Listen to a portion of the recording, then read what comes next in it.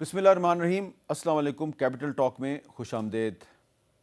ایران پر امریکہ اور اسرائیل کے ایک مشترکہ حملے کے بعد جو ایک بہت افسوسناک واقعہ پیش آیا کہ ایران کے سپریم لیڈر آیت اللہ علی خامنئی سمیت ایران کی بہت سی جو اہم شخصیات ہیں وہ اب تک شہید ہو چکی ہیں، لیکن سوال یہ پیدا ہوتا ہے کہ جو سپریم لیڈر تھے ان کو اتنی آسانی سے نشانہ کیسے بنا لیا گیا، حالانکہ سب جانتے تھے کہ ان کی زندگی کو خطرات درپیش ہیں؟ اور کیا ان کی شہادت کے بعد اب ایران میں رجیم چینج کا کوئی خطرہ موجود ہے یا نہیں؟ اور یہ جو اب ایک نئی جنگ چھیڑی ہے نیتن یاہو نے اور ٹرمپ نے مل کر، اس جنگ کے بعد دنیا جو ہے وہ کدھر جا رہی ہے، کیا نقشہ بننے والا ہے، کیا ہم تیسری عالمی جنگ کی طرف بڑھ رہے ہیں؟ تو اس پر ہم گفتگو کریں گے۔ ہمارے ساتھ آج موجود ہیں مشاہد حسین سید صاحب، چیئرمین پاک چائنا انسٹیٹیوٹ، اور ایئر مارشل ارشد ملک صاحب ڈیفنس اینالسٹ بھی ہیں اور ایک سوشل ورکر بھی ہیں، بہت سے کام کرتے ہیں۔ لیکن اگر آپ دونوں اجازت دیں تو ہم تہران میں کنیکٹ کرتے ہیں اور کوشش کرتے ہیں محمد حسین باقری صاحب جو کہ وہاں پر اس وقت موجود ہیں اور انٹرنیشنل افیئرز کے ایکسپرٹ ہیں، ان سے بات کرنے کی کوشش کرتے ہیں۔ باقری صاحب السلام علیکم۔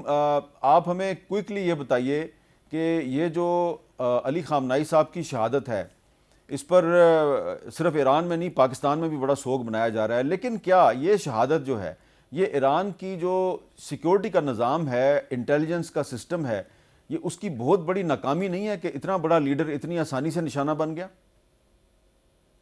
حامد میر صاحب بہت شکریہ اپنے پروگرام میں شامل کرنے کے لیے۔ آپ کا جو سوال ہے اس کے دو پہلو ہیں۔ پہلا پہلو وہی ہے جو ویسٹرن میڈیا اور زائنسٹ ڈومیننٹ میڈیا بتانے کی کوشش کر رہی ہے کہ یہ جو آیت اللہ خامنئی صاحب کا شہادت ہے وہ ایرانی انٹیلیجنس فیلئر ہے، لیکن حقیقت کا دوسرا جو رخ ہے اور وہ حقیقت کا رخ ہے۔ لاریجانی صاحب کا کل اپنے انٹرویو میں بتا رہے تھے کہ ہمیں پتہ تھا کہ خامنئی صاحب کے اوپر ٹارگٹ ہو سکتا ہے، سب سے پہلے ان کے اوپر نشانہ بنے گی، اس لیے ہم نے بار بار ان سے ریکویسٹ کی کہ کائنڈلی آپ اپنے فیملی کے ساتھ کسی سیف جگہ پہ کسی بنکر میں شفٹ ہو جائیں۔ خامنئی صاحب کا ایک ہی جواب تھا کہ جب ایرانی عوام اپنے گھروں میں ہیں، اپنے آفیسز میں جا رہے ہیں اور ان کے پاس جانے کے لیے کوئی بنکر نہیں ہے تو میں کیسے جاؤں؟ میں اپنے آفس اور اپنے گھر میں رہوں گا، اور اگر شہادت نصیب میں ہوتی ہے تو مجھے تو اللہ کرے شہادت نصیب ہو ہی جائے، نہیں تو ایک 86 ایئرز اولڈ آدمی بس شہادت کے بعد کیا طلب کر سکتا ہے؟ لاریجانی صاحب کے مطابق بار بار ان سے ریکویسٹ کی گئی، وہ خود اس کو بالکل ٹال کے انہوں نے یہی کہا کہ ایرانی عوام کے پاس بنکر نہیں ہے تو میں بھی اپنے آفس اور اپنے گھر میں رہوں گا۔ اچھا، ایک دوسرا سوال بڑا اہم ہے، وہ یہ ہے کہ کیا خامنئی صاحب کی شہادت کے بعد ایران میں رجیم چینج کا کوئی خطرہ ہے؟ آپ کو کوئی پاسبلٹی نظر آ رہی ہے؟ پاسبلٹی تو ہے، لیکن کیسے پاسبلٹی رہے گی؟ اس وقت یہ پاسبل ہوگا جب IRGC کی ایک ایک بندے کو چن کے یہ لوگ شہید کریں، جتنے خامنئی صاحب اور ان کی جو طرز فکر ہے، ان سب کے جو پیروکار ہیں ان سب کو شہید کریں، اس کے بعد فوٹ سولجر لے کے آئیں ایران کے اندر اور پھر رجیم چینج ہو جائیں۔ جب تک IRGC کے فوج، سپاہی اور خامنئی صاحب کے چاہنے والے ایران کے اندر موجود ہے، میرا نہیں خیال کہ رجیم چینج کا تصور فی الحال اس وقت ایران کے اندر ممکن ہو۔ اس کو کنفرم کرنے کے لیے آپ کل کی جو اجتماع تھی ایرانیوں کی ڈیفرنٹ سٹیز میں خامنئی صاحب کی خبر شہادت سننے کے بعد، ان کی آپ اجتماع دیکھیں اور انشاءاللہ ساتھ میں آپ ان کی جو تدفین کا منظر دیکھیں گے، پھر پورا جہان کو، پورا دنیا کو سمجھ آئے گی کہ خامنئی صاحب کے چاہنے والے کس طرح وفادار رہیں گے ان کے طرز فکر اور ان کی انقلاب اسلامی کے ساتھ۔ فی الحال اس وقت رجیم چینج کا پاسبلٹی مجھے نظر نہیں آ رہا۔ اچھا شاہد صاحب، آپ تو اچھی طرح جانتے ہیں ان کو۔ جی باقری صاحب ہمارے اچھے دوست ہیں، اقبال فورم کے ہیڈ بھی ہیں اور بڑا کام کر رہے ہیں ادھر۔ اچھا، اب یہ بتائیں کہ کیا آپ ان کی اس رائے سے اتفاق کرتے ہیں کہ ایران میں رجیم چینج کا کوئی خطرہ نہیں ہے؟ میرا اپنا بھی مشاہدہ یہی ہے، میں ایران جاتا رہتا ہوں، کافی لوگوں سے ملاقات بھی ہوتی ہے، میرا اس کا امکان نظر نہیں آ رہا۔ جو رجیم کا سٹرکچر قائم اور دائم ہے، دیکھیں نا، دو تین چیزیں انڈیکیشن ہیں۔ جب انہوں نے شہید کیا سپریم لیڈر کو، اس کے 1.5 گھنٹے کے بعد میزائلز فائر کیا انہوں نے، اور فوراً ٹرانزیشن تیار ہو گئی، اور جو اسٹرکچر تھا وہ قائم تھا کہ یہ ٹرانزیشن ہے, یہ الیکشن ہوگا, آئین کے مطابق وہ سارا ٹرانزیشن بھی تیار ہوگی. اس کا مطلب جو ان کا رجیم کا جو اسٹرکچر ہے وہ قائم ہے. اور دوسری بات ہے عوام کی سپورٹ, لوگ سڑکوں پر آئے, نہ صرف ادھر تہران میں, اصفہان اور مشہد اور دوسری, یس تقسیم بھی ہے, لوگ ناراض بھی ہیں, اور ہر سوسائٹی میں ہوتا ہے, دو رائے ہوتی ہیں, لیکن جو واضح اکثریت ہے ایرانی عوام کی وہ ابھی تک انقلاب کے ساتھ ہے اور رجیم کے ساتھ ہے. جی ایئر مارشل ارشد ملک صاحب, آپ کیا سمجھتے ہیں کہ یہ جو حملہ ہوا ہے ایران پر, امریکہ اور اسرائیل نے مل کر حملہ کیا ہے, تو اس حملے کا مقصد صرف رجیم چینج ہے یا اس کے علاوہ بھی کوئی مقصد ہے؟ بسم اللہ الرحمن الرحیم. حامد بھائی بہت شکریہ, اور honour to be with Mushahid بھائی. It's a pleasure. دیکھیں, جب بھی عالمی منظرنامہ تبدیل ہونا شروع کرتے ہیں تو اس سے پہلے کچھ فکری تقریریں آنا شروع ہو جاتی ہیں. اگر آپ اس سارے کینوس کو دیکھیں تو ایک سیکوینس کے تحت پہلے پراکسی وارز جہاں سے ایران کی اسپانسر سو کالڈ ہو رہی تھی ان کو ختم کیا گیا. اس کے بعد کلیش آف سویلائزیشن جس کا آپ کئی دفعہ حوالہ دے چکے ہیں, وہ پرانی بات ہو چکی. اوڈیڈ یونون اور برنارڈ لیوس جیسے رائٹرز نے بڑا کلیئرلی کہنا شروع کر دیا کہ ہمیں ان ریاستوں سے خطرہ ہے, اور کن کو خطرہ ہے, خصوصی طور پہ صہیونی سوچ کو, صہیونی طاقت کو خطرہ ہے. اور کس سے خطرہ ہے؟ وہ طاقتیں جو ایک آئیڈیلزم رکھتی ہیں, ایک آئیڈیالوجی رکھتی ہیں, اور اس کے ساتھ ساتھ اگر وہی طاقتیں, وہی ریاستیں اپنی صلاحیتوں کو بہتر کرنا شروع کرتے ہیں. تو میرا خیال میں یہ اس کی کڑی ہے. میں اس سے زیادہ تفصیل میں جانا نہیں چاہوں گا, سارے پڑھے لکھے لوگ ہیں, سب کو سمجھ ہے کہ یہ جو حملہ ہوتا ہے اس کی بیکنگ میں صہیونی سوچ ہے, استعماراتی سوچ ہے, اور ایک خاص ایجنڈا ہے کہ کس ملک کو کیوں, جو کہ طویل المدتی نظام میں ان کے لیے خطرہ بن سکتا. آپ صہیونیت اور یہودیت کو بالکل مختلف سمجھتے ہیں؟ میں کافی حد تک مختلف سمجھتا ہوں, اس لیے کہ جو صہیونی سوچ ہے وہ استعماراتی سوچ کے ساتھ آتی ہے اور وہ ڈکٹیٹ کرتی ہے. اگر آپ امریکہ میں دیکھیں تو جتنی صہیونی لابی ایکٹ کر رہی ہے وہ ضروری نہیں ہے کہ یہودی لابی کے ساتھ ایکٹ کر رہی ہو. سملرلی آج کا جو ایک اور المیہ جس کو ہمیں ضرور پیش نظر رکھنا چاہیے وہ ہندواتا سوچ ہے. ہندواتا سوچ اور صہیونی سوچ مل کے ایک انسانیت کے لیے, میں لفظ استعمال کرنا چاہوں گا آپ کے لیے, ایک مکروہ چہرہ بنتا جا رہا ہے جس کے نزدیک کوئی پرنسپلز نہیں ہے, کوئی انسانیت کا کوئی احترام نہیں. آپ اگری کرتے ہیں کہ زائنزم اور یہودیت میں فرق ہے؟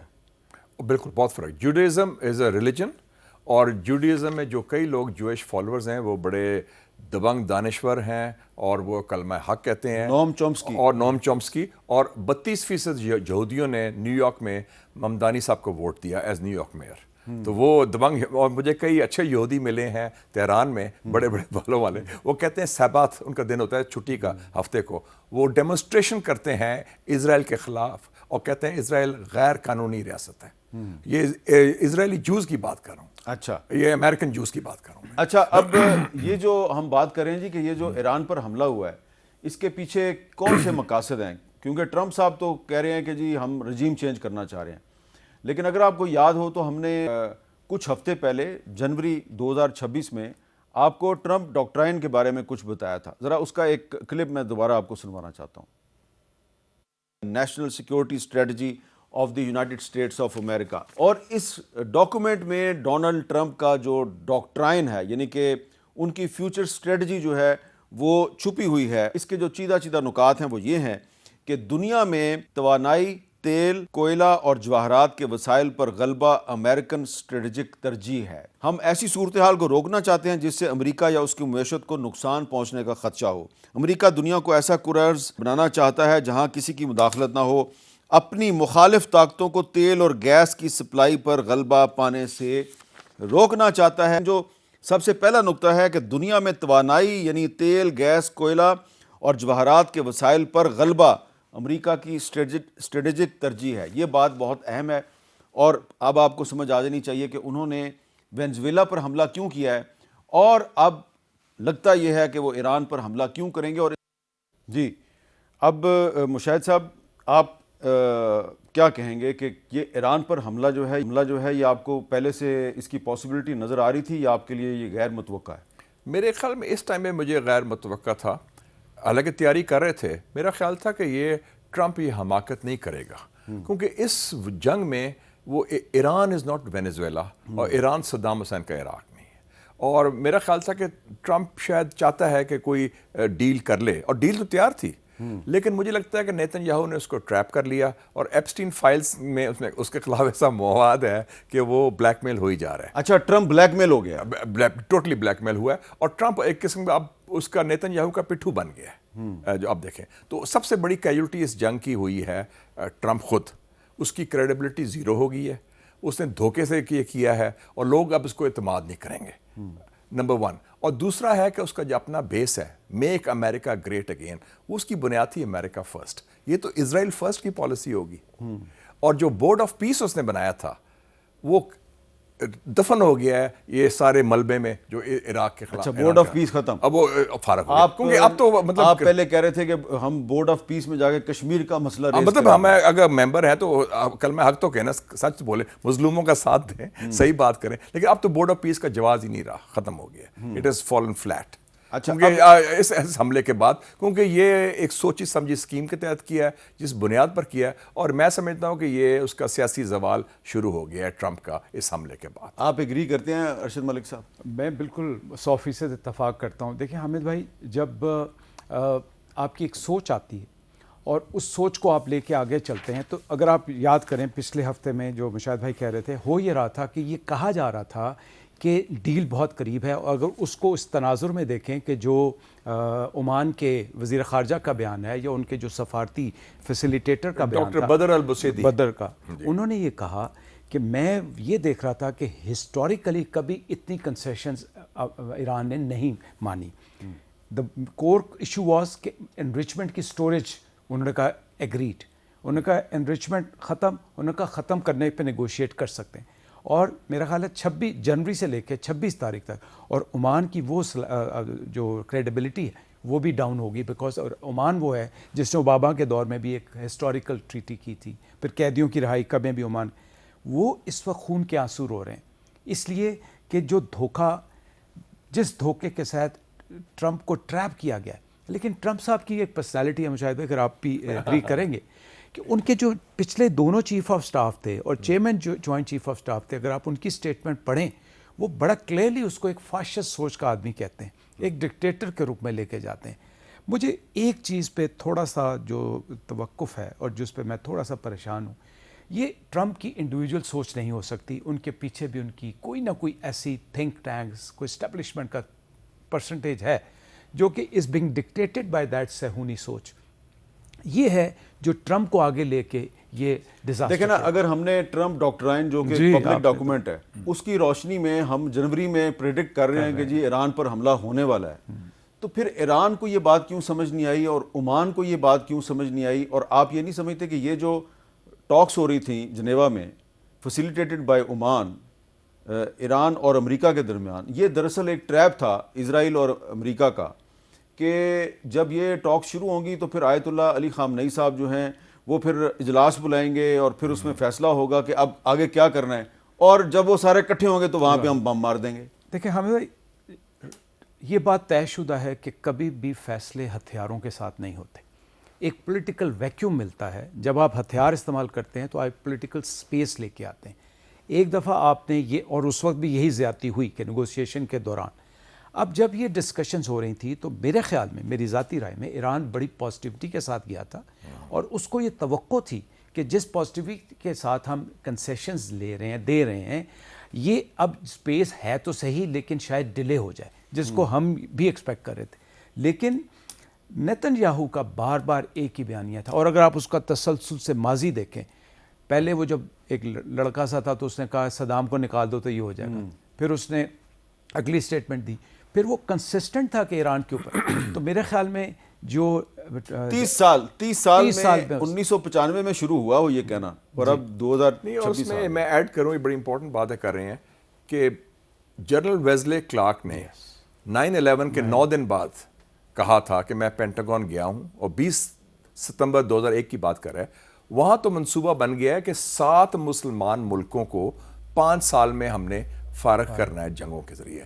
Iraq, Syria, Sudan, Somalia, Libya, Lebanon, Iran was last on the list, اور 6 کو کر چکے ہیں وہ. تو وہ پلان اس نے کہا کہ میں نے دیکھا خود اینڈ ہی واز شاکڈ کہ یہ 9/11 کے 9 دن بعد تو یہ پلان تو بنا تھا زائنسٹ کا. بالکل صحیح ہے, ماسٹر مائنڈ نیتن یاہو ہے سب سے بڑا جو بدماش ہے, اور لیکن امپلیمنٹڈ بائی امریکہ. اچھا, آپ نے جو نیتن یاہو کے 30 سال پرانے آپ نے گفتگو کا ذکر کیا ہے, ہم آپ کو وہ سنوا دیتے ہیں جی. وہ 30 سال پہلے والا بھی ہو سنوائیں, اور اس کے بعد نا ترتیب کے ساتھ کس سال وہ کیا کیا, اور ویزلے کلارک نے بھی جو کہا تھا کیا کیا پشین گوئیاں کرتا رہا. If not stopped, Iran could produce a nuclear weapon in a very short time. It could be a year, it could be within a few months. They have the wherewithal, the stored up, preserved knowledge to make a bomb very quickly. Iran is so dangerous. Weeks away from having the fissile material for an entire arsenal of nuclear bombs. They're very close. They're 6 months away from being about 90% of having the enriched uranium for an atom bomb. Iran is gearing up to produce 25 bombs, atomic bombs a year, 250 bombs in a decade. Ladies and gentlemen, time is running out. Iran will be capable of producing alone, without importing anything, nuclear bombs within 3 to 5 years. تو ارشد ملک صاحب, آپ نے اچھا کیا mention کیا, اور ہم نے ایویڈنس بھی پیش کر دی کہ آپ بالکل صحیح کہہ رہے ہیں. اب یہ 1995 سے یہ بندہ جھوٹ بولنا شروع ہوا ہے نیتن یاہو, اور 2026 تک جھوٹ بولتا جا رہا ہے. تو اگر ہمیں اس کے جھوٹ کا پتہ تھا تو ایرانیوں کو کیوں نہیں تھا پتہ, اور وہ اس کے ساتھ اس کے سرپرست اعلیٰ امریکہ کے ساتھ مذاکرات کیوں کر رہے تھے؟ میں اس میں ایک مشاہد بھائی کی اجازت سے, کیونکہ یہ ان کا ٹاپک ہے, میں ایک بات یہ کہنا چاہوں گا کہ جب اندرونی انتشار ہو, معیشت کی کمی ہو, تو وہ یہ 2-3 فیکٹرز ایسے ہوتے ہیں جو کہ آپ کو ایک ویک سٹیٹ کے طور پہ پیش کرتے ہیں. یہ بات ہمیں تسلیم کرنی چاہیے کہ اندرونی طور پر معاملات خراب تھے. ایک عام آدمی, تاجر, بیوروکریٹ, اور ایون جین زی جس کو ہم کہتے ہیں, اس کو جاب نہیں مل رہی تھی. 1. سیکنڈ, میری ذاتی رائے میں, اگین ہمبلی اسپیکنگ, ایران نے اپنی جو حدود تھی ان کو اسٹریچ کر دیا تھا. Instead of spending all the time in side for the welfare, social sector, it was spending on the proxies. اب دیکھیں کوئی اس میں شیعہ سنی کا وہ نہیں تھا. اب یہ وہ فیکٹرز تھے جو انٹرنلی وہ ویک ہو رہا تھا. پھر میں یہی بات دہراؤں گا کہ اس کے پاس ہتھیاروں کی کمی بھی ہے. ایئر فورس تو ایگزسٹ ہی نہیں کرتی. ہاں, میں نے خود دیکھا, جیسے میں آپ کے خیال میں ایران کی ایئر فورس ایگزسٹ نہیں کرتی؟ Not to that level at all. It is, but they have technological parks. دیکھیں وہ کچھ نہ کچھ کرتے جا رہے تھے. میں نے خود دیکھیں کہ ان کے پاس ٹیکنالوجی پارکس تھے جس کے اوپر وہ ایگزسٹنگ چیزوں کو مینٹین کر رہے تھے یا تھوڑا تھوڑا آگے لے کے جا رہے تھے. سو جب آپ کو یہ پتہ ہو کہ آپ کے پاس ایک انگلف ہوا ہے امریکن بیسس کا, آپ کے پاس امریکن اور اسرائیل کے تھریٹس ہیں, تو you need a space to get yourself prepared. آپ ایک اور چیز کا اندازہ لگائیں کہ جو پچھلی دفعہ ان کا کانفلکٹ ہوا اور جو آج کانفلکٹ ہوا, اس کے رسپانس کا پیٹرن بھی فرق ہے اور رسپانس کی انٹینسٹی میں بھی فرق ہے. تو اگر یہی ٹائم اور ریسورسز اگر زیادہ, انٹینسٹی سے یہ نہیں لگتا آپ کو کہ یہ ایک لمبی جنگ کی تیاری میں ہے؟ جی میں وہی کہہ رہا ہوں, بالکل وہی کہہ رہے ہیں. اور دوسرا حامد بھائی, ابھی میری ذاتی رائے, بیکاز یہ کچھ کانفیڈینشیل چیزیں جو ہمارے تک نہیں پہنچتی, میرے خیال میں ان کے پاس جو مسائل ٹیکنالوجی ہے وہ پچھلی دفعہ کی اس دفعہ بہتر ہے. آج اناؤنس ہوا ہے کوئی خیبر جو مسائل اٹیک ہوئے ہیں, اس کا وہ تجربہ کافی عرصہ پہلے کر چکے ہیں. پھر فتح مسائل ہے, پھر اور بھی مسائل کی. ایک اور جو بڑی ان کے پاس خطرناک 2 چیزیں جو میری دانش رائے میں, ایک ہے ان کے جو سوام ٹیکنالوجی کریں گے ڈرونز کی, اس کو وہ بڑا امپیکٹ کریٹ کر سکتے ہیں. دوسری جو ان کی مسکیٹو فلیٹ ہے, جو کہ ان کی مسائل بوٹ سو کالڈ ہیں, جن کے اوپر چھوٹے ویپنز یا بڑے ویپنز لگائیں گے, اور ان سے وہ 2 جگہوں کو, اور وینزویلا یہی بوٹس خرید رہا تھا. جی اور ان کے جو ڈرونز ہیں وہ بھی دنیا میں قابل فروخت ہیں. So that means they were preparing. تو سر اس گیپ کو کور کرنے کے لیے وہ نیگوشیٹ. اچھا, ہم چھوٹا سا ایک سوال, لیکن میر صاحب ایک بات ہے کہ وہ جو ٹاکس پہلے راؤنڈ میں تو کامیاب ہو گئے تھے. جی دیکھیں نا, جو JCPOA ہے, joint comprehensive plan of action, Obama کے زمانے میں تو انہوں نے جو ایگریمنٹ کیا تھا وہ تو قائم ہو گیا تھا, وہ بعد میں پھر چینج ہوا. 26 کو جو پہلا اناؤنسمنٹ آتا ہے وکٹوف کی وجہ سے کی طرف سے, وہ بھی یہ ہے کہ we are heading toward positive progress. So they were تو یہ ٹریپ کرنے کے طریقے ہوتے ہیں نا, they had to do it. اچھا, ذرا میں باقری صاحب سے ایک آخری سوال کر لوں. باقری صاحب یہ بتائیے کہ آپ کے خیال میں جو ایران کی فورسز ہیں اور ایران کی اس وقت جو حکومت ہے, اسرائیل اور امریکہ کے خلاف کتنی دیر تک مزاحمت کر سکتے ہیں؟ IRGC کے مطابق 28 فروری سے لے کے آج تک انہوں نے 2000 میزائل 27 امریکن ایئر بیسز کے اوپر 5 ملکوں میں اور اسرائیل کے اوپر انہوں نے داغی ہے، اور ان کا کہنا ہے کہ ہمارے پاس اس سے کئی گنا زیادہ سٹاک پائل موجود ہے. جب تک امریکہ ایران کی سرزمین کے اوپر نشانہ بناتا رہے گا، لیٹسٹ انفارمیشن کے مطابق 131 شہروں، ایران کی 131 شہروں کے اوپر 2000 سے زیادہ بم گری ہے. تو IRGC کہہ رہی ہے جب تک امریکہ ہمارے اوپر بم برساتا رہے گا، ہم بھی ریٹیلیشن کی ڈفرینٹ ویوز میں ان کے اوپر اپنے میزائلز اور ڈرونز داغتے رہیں گے. آئی ڈونٹ نو کہ ان کے پاس اسٹاک پائلز میں کتنے اور میزائلز اور ڈرونز موجود ہیں، لیکن جس حکمت عملی سے یہ ریٹیلیشن کر رہے ہیں، مجھے نہیں لگتا کہ یہ جنگ اتنا جلدی بند ہونے کا کوئی نام لے رہا ہو. اس لیے مجھے لگتا ہے کہ ہمیں انتظار کرنا پڑے گا آگے یونائٹڈ نیشن یا جو ریجنل کنٹریز ہیں وہ کتنے اس میں انوالو ہو جاتے ہیں یا اس جنگ کو روکنے کی کوشش کرتے ہیں. لیکن IRGC کے مطابق یہ آخری قطرے خون تک، آخری میزائل تک اور آخری ڈرون تک یہ جنگ لڑتے رہیں گے. بہت شکریہ باقری صاحب. اور ہمارے جو یہاں پہ ایکسپرٹس ہیں وہ بھی یہی کہہ رہے ہیں کہ یہ جو جنگ شروع ہوئی ہے مڈل ایسٹ میں، یہ اتنی جلدی اب ختم ہونے والی نہیں ہے. ایک یہاں پہ بریک لیتے ہیں، بریک کے بعد دوبارہ ملتے ہیں.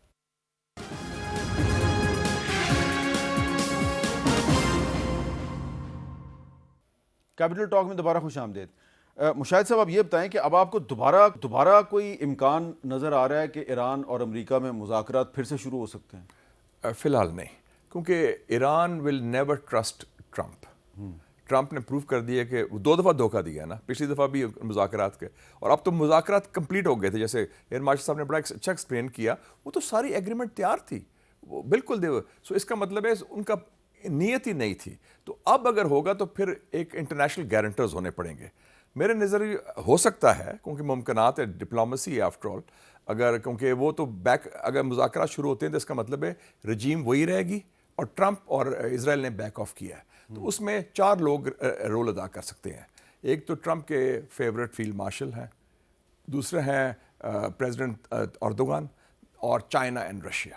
ان کی رسائی واشنگٹن میں بھی ہے. آج اسحاق ڈار صاحب نے بھی بار بار کہا ہے جی کہ ہم ایران اور امریکہ چاہتے ہیں مذاکرات. میرے خیال میں لیکن وہ گارنٹر ہوں گے، ورنہ ادروائز تو نیتن یاہو تو ہے ہی بدماش. اور وہ میں سمجھتا ہوں یہ جو بات ہو رہی ہے تہذیب کی، we should be very clear. اس جنگ میں مجھے تہذیبی جنگ کی بون آتی ہے، کیونکہ اس سے پہلے کلیش آف سویلائزیشن، اس لیے کیونکہ جو آپ کا نیبر ہے مسٹر مودی، وہ 2 دن پہلے 3 دن پہلے جنگ سے ادھر موجود تھا. انہوں نے کہا کہ یہ Israel is part of the Indian motherland, اور اس نے نیتن یاہو نے کہا کہ he is more than a brother. Zionism and Hindutva اور آئیڈیولوجیکل سول میٹس. ان کی تہذیبی اختلافات پاکستان کے ساتھ ہیں، اسلامی جمہوریہ پاکستان کے ساتھ، اور زائنزم کے اسلامی جمہوریہ ایران کے ساتھ ہیں. تو وہ کلیئر ہے. تو اس لیے ممکنات ہیں، لیکن ایران کی اسٹریٹجی اس وقت یہ ہے کہ جنگ طوالت ہوئے اور جنگ کو بڑھائیں. اب جنگ یورپ تک پہنچ گئی ہے. پہلی دفعہ ہوا ہے کہ سائپرس یورپین یونین کا ملک ہے، ادھر ان کے اڈے پر حملہ ہوا ہے، اور پھر گلف میں سارا ٹریول ٹورزم بند ہو گیا. آپ کے خیال میں ایران کی طرف سے سعودی عرب پر جو میزائل داغا گیا وہ غیر ضروری نہیں تھا؟ اس کی کیا ضرورت تھی؟ لیکن وہ جواز وہی ہے جو آپ نے کیا افغانستان میں حملہ. کیوں کیا؟ کیونکہ افغانستان کی حکومت شریک جرم میں ہے ٹی ٹی پی کے ساتھ. جب ٹی ٹی پی استعمال کرتی ہے ان کی ٹیریٹری. آپ شاید واشنگٹن پوسٹ کی سٹوری کا حوالہ جی، میں واشنگٹن نہیں، لیکن سعودی عرب نے تو اس کی تردید کر دی ہے. اچھا، ان کے شاید بھائی صاحب بھی پہنچے ہوئے تھے جمعے کو واشنگٹن ڈی سی میں. یہاں پہ ایک مشکل سوال ہے تھوڑا سا ارشد ملک صاحب، کہ پاکستان اور سعودی عرب نہ صرف یہ کہتے ہیں کہ ہم برادر ملک ہیں، بلکہ ڈیفنس کوآپریشن کا معاہدہ بھی ہے. تو اب اگر ایران نے میزائل داغ دیا سعودی عرب کی طرف، تو کیا ایک طرح سے ایران نے پاکستان کو امتحان میں نہیں ڈال دیا؟ بہت بڑا امتحان ہے ہمارے لیے. لیکن بات یہ ہے کہ جب ہمارا افغانستان کے ساتھ کلیش ہوا تو ایک مورل سپورٹ آئی اور ایک نوشنل سپورٹ آئی. میرے خیال میں اس وقت ہمیں بھی وہی مورل اور نوشنل سپورٹ پہ رہنا چاہیے، ایک بیلنس طریقے سے چلنا چاہیے. پلس جیسے مشاہد بھائی کہہ رہے تھے، سر کا پوائنٹ بالکل صحیح ہے کہ اس وقت ایران نہیں چاہے گا، لیکن اگر آپ نے ٹرمپ کا بیان سنا ہو کہ مجھے انڈیکیشنز آ رہی ہیں کہ میں ان کے ساتھ مذاکرات کروں، حالانکہ یہ الٹی بات ہے، ایسی ادھر سے انڈیکیشنز نہیں ہے، یہ خود چاہ رہا ہے. تو وہ جو دیکھیں ہمارا المیہ کیا ہے؟ ہمارا المیہ یہ ہے کہ اس وقت آپ عالمی طاقتیں یہ میسیج دینا چاہ رہی ہیں کہ might is right and might is perfect. آپ ایک میسج دینا چاہ رہے ہیں کہ کمزور طاقتیں یا کمزور ملک جو ہے وہ اپنے آپ کو تیار رکھیں. اگر رشیا اور چائنا کا بہت بڑا انٹرسٹ ہے. جب آپ اس پورے اسٹیٹ آف ہومس کو دیکھتے ہیں تو اس کی 40% جو اس کی لاجسٹکس ہے وہ ڈسٹرب ہو رہی ہے. سملرلی جو آپ نے اسٹیٹ دوسری گلف اسٹیٹس ہیں ان کی اکانومی بیٹھ رہی ہے. وہ ایک اکانومی تھی اسٹریٹس آف ہارمز بند ہو گیا ہے. بند ہو گیا. تو سر بٹ بدقسمتی یہ ہے کہ چین اور روس وہ افیکٹو اور اگریسو سٹانس نہیں لے رہے جو کہ اس وقت ان کا رول بنتا ہے. اور اس کی بھی میں سمجھتا ہوں, مجاہد بھائی زیادہ بتا سکتے ہیں, کہ شاید رشیا یوکرین کو سوچ رہا ہے, ایران چائنا جو ہے وہ تائیوان کو سوچ رہا ہے. اور ایک رپورٹ آپ کی نظر سے گزری ہوگی جس میں چین نے ان کے نمبر آف ایئر کرافٹ اور نمبر آف میسائلز بھی مارک کیے ہوئے کہ کیسے تباہ کرنے اور کتنے اور کتنے. تو یہ ساری یہ اب روس اور چائنا جو ہیں یہ اب ایران کو مثال بنائیں گے کہ اگر اسرائیل اور امریکہ وہاں پہ اٹیک کر سکتے ہیں تو ہم بھی دوبارہ یوکرین اور تائیوان کو اٹیک کر سکتے ہیں. اور ایک میں آپ کی اجازت سے ایک اور بات کہنا چاہوں گا. میں آپ کی رائے سے بڑے احترام کے ساتھ سر سے, ایران کو شاید سعودی عرب پہ اٹیک نہیں کرنا چاہیے تھا. میری اس میں سر لاجک یہ ہے کہ بالکل ٹھیک ہے آپ ٹارگٹ کریں ایڈجسٹنٹ اسٹیٹس کو 300 to 500 کلومیٹرز میں, ایک آدھ دانہ اپنا رکھیں جو آپ کے ساتھ آئے. نہیں, انہوں نے عمان پہ اٹیک نہیں کیا.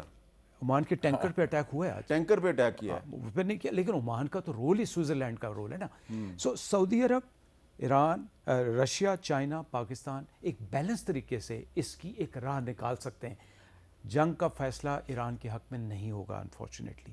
وہ ایک سپیس ملنی چاہیے, میں چاہوں یا نہ چاہوں. وہ سپیس لینے کے لیے میرے پاس خلیج میں بھی ایک جگہ ایک ہوم میرا. اچھا, اب اس میں ایک سوال ہے مشاہد صاحب کہ چائنا نے بڑا ایک پازیٹیو رول پلے کیا اور انہوں نے کوشش کی کہ سعودی عرب اور ایران کے درمیان معاملات طے ہو جائیں. ان کے ڈپلومیٹک ریلیشنز جو سسپینڈ تھے وہ دوبارہ انہوں نے ریسٹور کروا دیے. تو ابھی چائنا کو رول پلے کر سکتا ہے؟ چائنا بہت بڑا رول پلے کر سکتا ہے کیونکہ چائنا کے پاس فوجی قوت بھی ہے اور اقتصادی قوت بھی ہے. اور ان لائک رشیا جو پھنسا ہوا ہے یوکرین میں, چائنا میں اس کو آزاد ہے. اس وقت ٹرمپ کو چائنا کی زیادہ ضرورت ہے اور ٹرمپ جا بھی رہا ہے اگلے مہینے چائنا. اور ٹرمپ جو ہے ٹیرف اور ٹریڈ وار چائنا سے ہار چکا ہے. تو چائنا کے پاس تو میں کہتا ہوں ٹرمپ کارڈ ہے کیونکہ وہ کر سکتے ہیں. تو چائنا کا ٹرمپ کارڈ جو ہے وہ ڈونلڈ ٹرمپ کے لیے بہت بڑا خطرہ ہے. بہت بڑا خطرہ ہے. بالکل, جو ریئر ارتھ کی آپ نے جو بات کی نا, یہ توانائی کی critical minerals is now the new oil in the 21st century. اور یہ ریئر ارتھ کا 90% پروسیسنگ چائنا کے پاس. تو یہ جو تیل کی قیمت ایک دم سے چڑھ گئی ہے جنگ شروع ہونے کے بعد, یہ کدھر تک جائے گی؟ آپ یہ دیکھیں نا, اسٹریٹس آف ہارمز سے 20% تیل اور 30% LNG جاتا تھا. اور پلس آج جو ہے سب سے بڑی آئل ریفائنری ہے سعودی عربیہ کی, راس تانورا, 5.5 lakh barrel of oil per day export کرتی ہے, وہ بند ہو گئی ہے آج. تو یہ تو جناب آپ خود جاتے ہیں دبئی وغیرہ, ہم جاتے رہتے ہیں, وہ تو بڑا تھا. کل میں ویڈیو دیکھ رہا تھا محمد بن زائد, وہ جو شیخ زائد روڈ کی جو دبئی سے جاتی ہے ادھر ابو دھابی, 6 لین ہائی وے خالی. پہلی دفعہ ہسٹری میں ہوا ہے کہ کوئی ٹریفک نہیں اس رات کو 11-12 بجے, کل رات کی بات کر رہا ہوں میں. یہ تو سارا نقشہ بدل گیا. Middle East is no longer the same Middle East, یہ تو اٹس آن فائر. تو یہ ٹرمپ اور اسرائیل کی وجہ سے تباہی آ گئی ہے مڈل ایسٹ میں, یورپ میں, اس سارے خطے میں, اور اس کے کانسیکوینسز ان کے قابو میں نہیں ہیں. یہ تیل جو ہے یہ $80 تک آ گیا, $100 کراس کرے گا. اس کی وجہ یہ فائنینشیل ٹائمز نے کہا ہے. میں تو کہتا ہوں اس سے کراس کرے گا. اور اس کی وجہ کیا ہے؟ بیکاز دیکھیں یوکرین کی جب جنگ ہوئی تھی تو ٹیمپرریلی اٹ ٹچڈ 100, لیکن ابھی تو اگر جس طرح ایران کی اسٹریٹجی ہے, اب نئے ہومس کو اگر وہ بلاک کرتا ہے, جس پہ ابھی اینکر ہوئے ہوئے ہیں بہت سارے جہاز اور 3 ٹینکر سو فار ہٹ ہو چکے ہیں, تو یہ 100 برنٹ کراس کرے گا. اچھا, ایک اور المیہ یہ ہے کہ دیکھیں ہم عالمی منظرنامہ تو دیکھتے ہیں, ہمیں اپنا گھر بھی دیکھنا ہے. ہمیں کیا فرق پڑے گا, ہمیں بہت زیادہ ہم نے $8 رکھ کے ویلکم تو کر دیا. ہمارے لیے بہت بڑے اثرات ہیں. پھر انڈیا کے لیے, پھر مصر جیسے ملک کے لیے, چائنا اور رشیا پھر بھی ابزارب کر جائیں گے. ہمارے لیے بھی آگے بڑے مشکل. آج پارلیمنٹ کا جوائنٹ سیشن تھا, پارلیمنٹ کا مشترکہ اجلاس تھا, تو اس میں تھوڑا سا ذکر تو کیا ہے پریزیڈنٹ آصف علی زرداری نے اپنی سپیچ میں, لیکن زیادہ تر وہاں جو نعرے لگ رہے تھے وہ تھے گو زرداری گو. اس پہ مزید بات کرتے ہیں ایک وقفے کے بعد.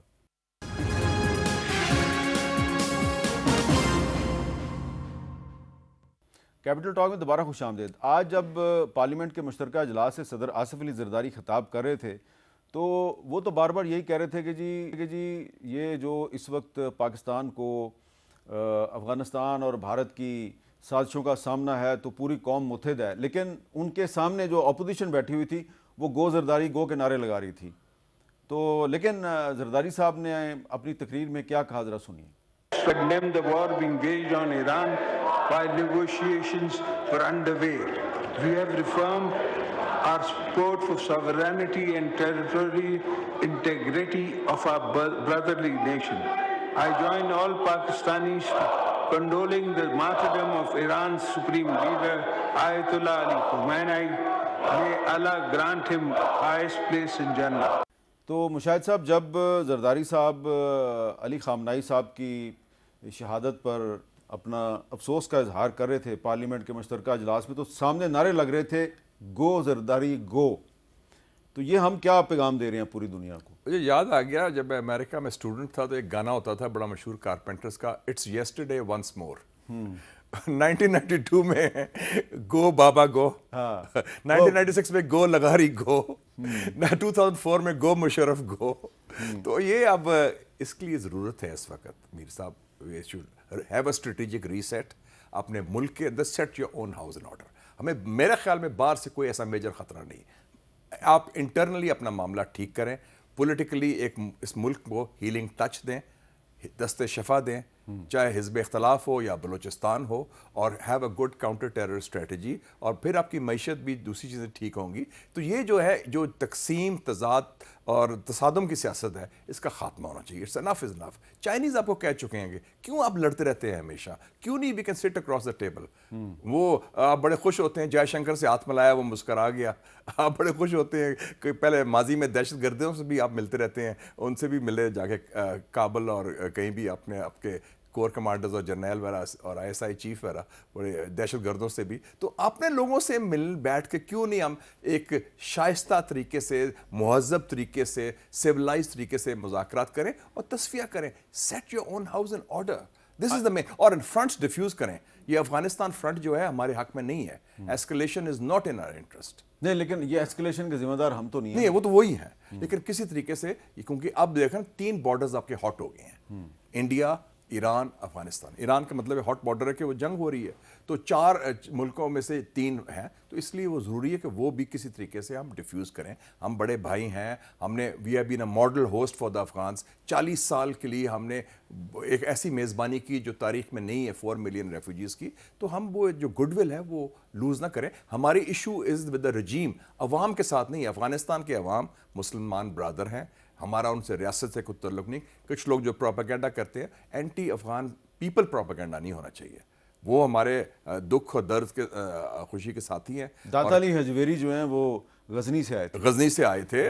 محمود غزنی، علامہ اقبال کا خود اپنا گہرا تعلق ود افغانستان اور افغان ہسٹری کے ساتھ. آپ کے سارے میزائلز جو ہیں وہ Ghazni missile, Ghori missile, Abdali missile, وہ کہاں سے آئے ہیں؟ اب تو کچھ لوگ کہتے ہیں ان کے نام چینج کریں.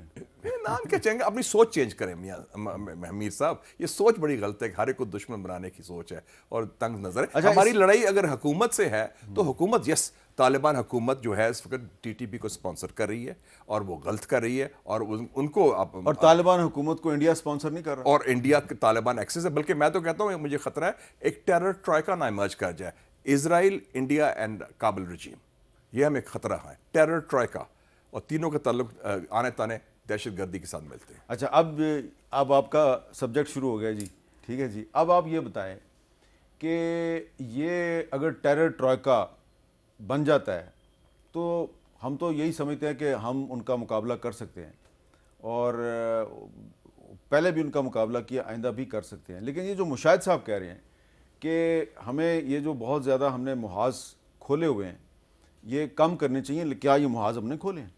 دیکھیں، بعض اوقات آپ کو ان سپیسز کو بند کرنا پڑتا ہے جو محاذ بنتے. اگر کابل رجیم ایک محاذ بنا رہی ہے تو آپ کے پاس 2 prong اسٹریٹجی ہونی چاہیے، وہ گیو اینڈ ٹیک کر کے. یس، اگر وہ آپ کے شہداء کی تعداد بڑھ رہی ہے تو آپ کو ایک میسج تو دینا ہے، آپ نے ایک ریاستی استحکام کو لے کے آنا ہے. آپ نے اس سیاسی انتشار کا حصہ نہیں بننا یا اس مذہب کی تفریق کا حصہ نہیں بننا. تو وہ میسج تو ہمارا دینا ضروری تھا. لیکن جیسے میں نے پہلے بھی کہا کہ اب جب آپ ہتھیار استعمال کرتے ہیں تو ایک پولیٹیکل سپیس ملتی ہے, ایک ڈپلومیٹک سپیس ملتی ہے.